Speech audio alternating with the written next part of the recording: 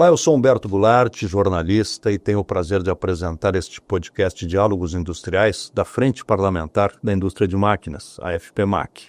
E a gente tem o prazer de receber neste podcast hoje o presidente executivo da ABIMAC, José Veloso, para a gente conversar um pouquinho da atuação da própria indústria junto à Frente Parlamentar. Veloso, muito obrigado por estar com a gente. E eu gostaria de começar tratando um pouquinho da questão institucional do setor de máquinas, uma indústria que a gente faz um trocadilho, a indústria da indústria, né? A indústria que faz toda a indústria, as máquinas das máquinas e as máquinas que tocam o setor do agronegócio brasileiro, que é talvez o nosso maior setor exportador. Quais são as questões mais importantes dessa indústria para o Brasil? Olha, a indústria de máquinas, primeiro, obrigado pelo convite, é um prazer estar com você aqui e é uma alegria falar no podcast aqui da Frente Parlamentar da Indústria de Máquinas. O setor de máquinas e equipamentos é um setor extremamente estratégico, né? Como você falou, a indústria de fazer indústria, mas é a indústria de fazer logística, é a indústria de fazer infraestrutura, é a indústria de fazer agricultura. Então, a produtividade vem do investimento em capital. Por isso, os nossos produtos são chamados de bens de capital, porque são bens que não são de consumo, são bens que vão para o ativo, o capital das empresas.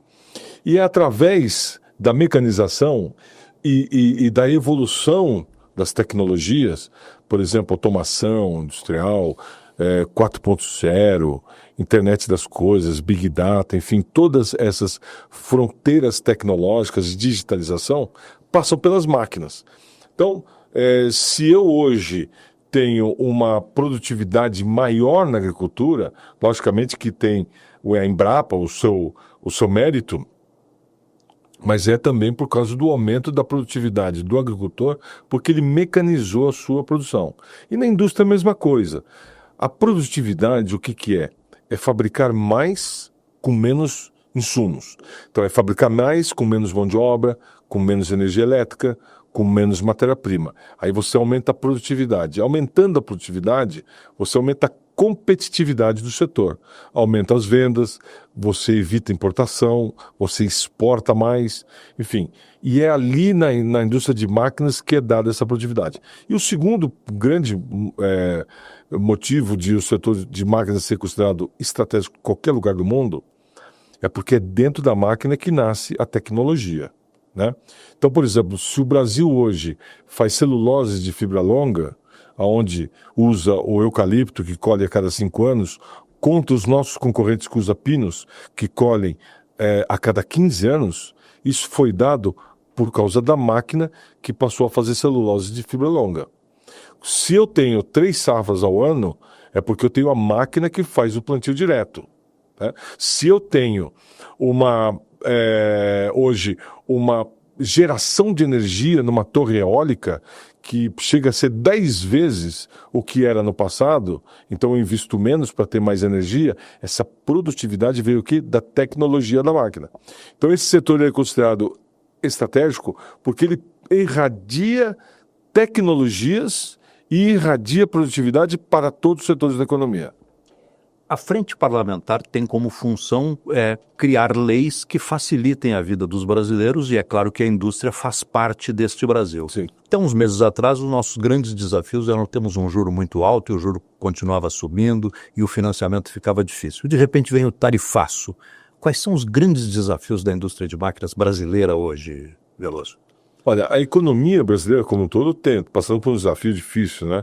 O custo de capital no Brasil sempre foi alto, mas hoje nós estamos com juros reais de 10%. Então nós estamos numa fase ruim na economia, na macroeconomia. E isso reflete nos investimentos.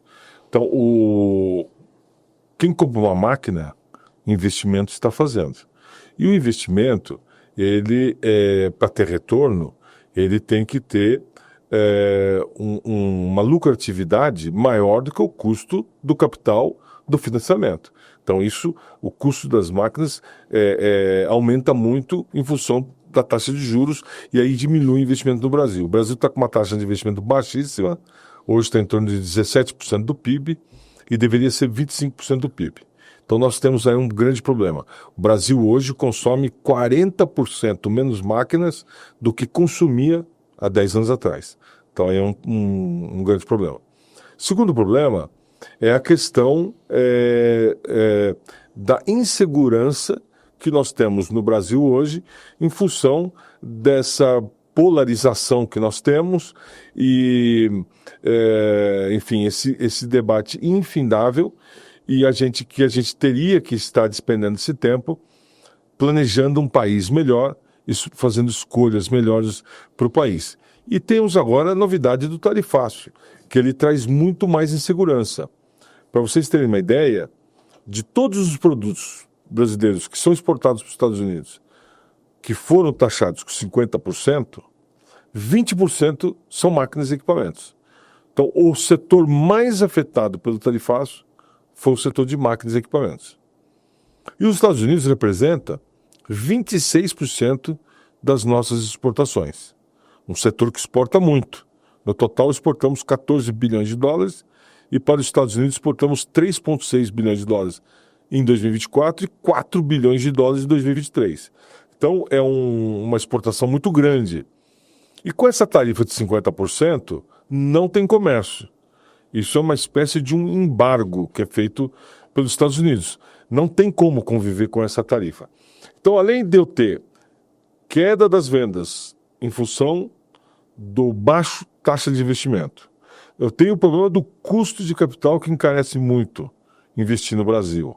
Eu tenho insegurança jurídica, insegurança, falta de previsibilidade que também inibe investimentos. E agora nós temos um outro prejuízo, que é a perda de exportações que está se iniciando em função do tarifácio dos Estados Unidos. Então é mais uma componente que entra para trazer insegurança e para tirar a nossa competitividade. O custo do Brasil, o custo Brasil, essa palavra que está tão na moda, o custo Brasil já tira a nossa competitividade, não só de máquinas, dos produtos nacionais. E por isso esse processo que vem há 30 anos de desindustrialização. Então, além da gente ter as nossas mazelas, o nosso custo de capital, custo Brasil, agora nós temos um problema para exportar para os Estados Unidos, que é o nosso principal mercado. Você alertava algum tempo atrás, Veloso, eu lembro de uma entrevista sua a respeito da invasão de produtos chineses. Com esse tarifaço, os Estados Unidos acabam incentivando que o chinês venha vender no Brasil e nos prejudique ainda mais? Sim. Nós estamos convivendo no Brasil, vários setores da economia, de manufaturados, a invasão de produtos chineses. Os chineses, faz 25 anos aproximadamente, que vem aumentando sua participação em vários mercados dentro do Brasil e no mundo inteiro, né? A China, ela cresceu o PIB dela e cresceu o volume de manufaturados que ela produz barbaramente nas últimas 2 décadas e ela tem uma competitividade que muitas vezes é artificial. O Estado controla câmbio, o Estado traz financiamentos mais baratos e ainda reintegra de 13% no caso de máquinas para a máquina que o chinês exporta. Então é muito difícil competir com os chineses. Quando os Estados Unidos começa a guerra comercial com a China, já a partir de 2017, no primeiro governo Trump, e a China começa a ter problemas para colocar os seus produtos nos Estados Unidos, depois vem o governo Biden e recrudesce ainda mais essa guerra comercial, e depois vem os europeus, e os europeus começam também a se proteger contra a China teve que buscar novos mercados. E ela aumentou suas vendas em vários mercados. E um deles foi o Brasil. Então, nos últimos anos, automóveis, todo mundo que anda na rua vê os carros chineses, máquinas e equipamentos, calçados, confecção, brinquedos, enfim. Existem vários produtos que o Brasil manufatura e que estão sendo tirados do mercado por essa invasão chinesa, que ela está ocupando um espaço que antes ela usava nos Estados Unidos e na Europa. Então a China é um problema muito sério no Brasil. Somente no ano passado ela cresceu em 26% das exportações para o Brasil, continua crescendo agora em 2025. Então esse era e ainda é o principal problema nosso. Temos um problema novo, o tarifácio, mas a China é um problema mais grave até do que o tarifácio. A China, ela é uma boa parceira do Brasil nas commodities. Ela importa bens agrícolas, importa petróleo, importa celulose, minério de ferro, bens semi-manufaturados ou in natura. E exporta para o Brasil manufaturados. Então, do ponto de vista da indústria brasileira, o grande vilão, nosso grande inimigo, são os chineses. Veloso, eu sei que a ABIMAQ é um grupo de empresários que pensa o Brasil e pensa a própria indústria. Tem alguma solução que vocês estão trazendo? Porque tem ideias novas, tem coisas que ajudem a resolver? Ou você acha que está meio sem solução? Olha, o Brasil, ele está com graves problemas, né? Nós temos várias sugestões na microeconomia, né? Então eu preciso melhorar financiamento, eu preciso ter mais capital para investir, eu preciso ter questão de menos carga tributária, isso está endereçado na reforma tributária, nós temos os problemas trabalhistas e nós temos todo aquele conjunto de itens que compõem o custo do Brasil. Existem vários fóruns discutindo isso, o próprio governo tem lá a política industrial que combate isso, a NIB, né, a Nova Indústria Brasil. Enfim, existem vários fóruns trabalhando nisso. No entanto, não existe política industrial e não existe nenhuma medida estrutural que tenha sucesso com o atual nível de juros que nós temos no Brasil. Então, para qualquer política industrial dar certo, primeiro o Brasil precisa consertar a macroeconomia. Então, responsabilidade fiscal, gastar menos do que arrecada, reforma administrativa e diminuir o peso do Estado sobre o setor privado. Reforma tributária, está endereçada. E aí você prepara a infraestrutura para poder fazer projetos mais direcionados. Mas o Brasil precisa dar uma importância maior para a inovação, tecnologia e ambientes de negócios. Menos regulação, temos aí vários marcos regulatórios, por exemplo, vamos pegar o caso do marco regulatório do saneamento, né, que é um grande projeto que saiu da Câmara e do Senado. Ela revolucionou o saneamento. O Brasil hoje está investindo nessa infraestrutura o que nunca investiu na história. E agora temos outros marcos regulatórios que nós estamos discutindo no Congresso, né? A energia elétrica, a questão dos combustíveis, a questão do licenciamento ambiental, enfim, são várias agendas que nós precisamos caminhar com elas na busca do aumento da produtividade da economia brasileira. E então a pauta ela é bem extensa. Esse ano o Congresso ele não caminhou muito, mas agora, depois do recesso de meio de ano, os colégios de líderes se reuniu e me parece que saiu dali uma pauta bastante positiva e a gente precisa passar esses projetos, aprovar os projetos que tragam mais segurança para o investimento. Nós nos encontramos há poucos dias lá no Palácio do Planalto. Na semana passada foi apresentado o projeto Brasil Soberano. Eu, às vezes, tenho a impressão de que a gente está sempre só trabalha em cima de crise. Acontece a crise e resolve. O Brasil Soberano, esse projeto apresentado pelo governo, que vai incentivar alguns setores, resolve o problema? O Brasil Soberano é um bom plano, foi editado numa medida provisória. Tem também um PLP do senador Jacques Wagner, que são importantes, eles precisam ser aprovados, esses projetos precisam andar, mas isso aí é um salvamento, né? É uma boia de salvação para os setores da economia que estão prejudicados pelo tarifaço norte-americano. Então, fala lá de capital de giro, né? Financiamento, postergação de pagamentos de tributos federais, reintegra, drawback, enfim, são várias medidas muito importantes que precisam ser aprovadas. Mas isso é uma coisa circunstancial. Isso é uma coisa para resolver um problema que foi criado pelo tarifaço norte-americano. Essa não é uma agenda estrutural. Então, junto com essa agenda que precisa ser aprovada e precisa andar, nós precisamos lançar mão também de uma agenda estrutural que traga competitividade para economia brasileira. Então, os marcos regulatórios, a reforma administrativa, a questão da responsabilidade fiscal, a questão macroeconômica, tudo isso precisa andar como precisava antes de vir o tarifaço. E com relação ao futuro do setor, qual é a ideia da ABMAC? Olha, com todos esses problemas, né? O Brasil ele vem num déficit de investimento muito grande, né? Então, desde 2014, a taxa de investimento no Brasil gira em torno de... Chegou a 14% do PIB, que foi muito baixo, mas hoje ela gira em torno de 16%, 17% do PIB. O Brasil precisava estar investindo em torno de 25% do PIB. Então, se a gente for ter um olhar otimista, o que acontece? A indústria brasileira como um todo, a logística brasileira, a agricultura, principalmente a infraestrutura, precisam de investimentos porque estão muito defasados por um período muito longo de baixo investimento. Então existe um potencial de investimentos em máquinas e equipamentos porque não houve investimento nos últimos anos e ficou represado, muito grande. Então eu acredito que se a gente desatar o nó do custo de capital e também uma agenda propositiva para melhorar o ambiente de negócios e trazer competitividade para a nossa economia, eu não tenho a menor dúvida que a gente pode superar a taxa de investimento na ordem de 21%, 22%, 23% do PIB, e aí o setor vai crescer muito.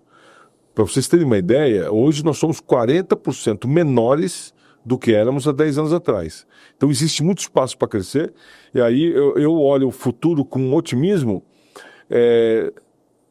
não porque fizemos as coisas certas, porque nós tivemos um passado recente de muito baixo investimento. Então abriu oportunidades para que esses investimentos sejam feitos. Eu às vezes, Veloso, como leigo na área de economia, eu sou apenas um jornalista político, vamos dizer assim, eu fico pensando que há eu tenho medo do contrassenso quando se pede que se invista mais, que se baixe juros, mas o Banco Central diz que precisa controlar a inflação. Como fazer investimento? Como é que o governo investe se todo mundo reclama que o governo gasta demais? Como fazer essa matemática funcionar? Vocês têm alguma ideia nesse sentido? Não é só o governo que gasta muito, né? O governo gasta muito, mas nós temos outros drenos também. Um deles, por exemplo, é a Previdência. Tá?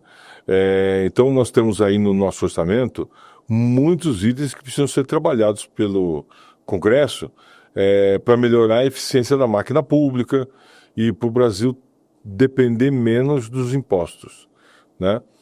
Diminuir a carga tributária e resolver o problema do custo de capital, né? Então, vamos dizer, uma reforma do orçamento é muito importante. Nós iríamos ter duas coisas importantes na economia. Uma é a desindexação da economia, que deveria ter sido feita lá no Plano Real e não foi feita até hoje. Então, como é que eu vou ter uma meta de inflação de 3% ao ano se tudo automaticamente é reajustado todos os anos por lei, mesmo um empresário não tendo condições? Uma empresa que está mal financeiramente, que está endividada e que está com baixas vendas, ela tem que aumentar todos os seus custos todo ano, indexar mesmo numa situação de conjuntura ruim. Então é desindexar a economia, porque senão nós não vamos chegar na meta de 3%. E o outro ponto importante é a desvinculação do orçamento. Nós temos que desvincular gastos. Aqui hoje o orçamento é engessado, são muitos gastos obrigatórios, e mesmo que eu aumente a produtividade da máquina pública e possa economizar, a Constituição não deixa, quer dizer, a peça orçamentária não deixa eu economizar, eu sou obrigado a gastar. Então, a desvinculação dos gastos e a desindexação da economia são itens importantes para resolver esse problema macroeconômico e do crescente gasto no Brasil. O que nós estamos buscando é exatamente isso, responsabilidade fiscal. O Brasil precisa ter responsabilidade fiscal para poder abrir a brecha, né, para a redução dos juros, e existe toda uma pauta legislativa. E a ABMAC, ela, além de ter a sua pauta de interesse do setor, nós acompanhamos também a CNI, né? Temos uma participação muito efetiva na CNI, existe a agenda legislativa da CNI, e aos parlamentares que estão aqui nos assistindo, é muito importante a gente se debruçar nessas pautas que a ABMAC apresenta para o o nosso parlamento através da Frente Parlamentar em Defesa de Máquinas, mas também através da agenda legislativa da CNI. Eu gosto sempre de encerrar as minhas entrevistas, eu sempre digo com o conselho do especialista, mas a gente não vai dar conselho para ninguém, Veloso, mas eu gostaria que você fizesse uma reflexão final sobre as nossas necessidades e todos esses problemas brasileiros, tudo isso que a gente vive hoje, um pouco até assustado com o tarifaço dos Estados Unidos. Tem esperança? Tem solução? Sim, tem esperança, lógico. De toda a crise que você tira boas ideias, né? Quando você tem uma grande crise que você precisa... Porque no seu dia a dia você tem problemas, sempre tem, só que você não está enxergando. Você não os vê porque não está pondo foco. Na hora que vem uma crise como essa, você coloca o problema, a água baixa, as pedras aparecem, e aí você vai ter que fazer um planejamento para consertar aquilo que está ruim.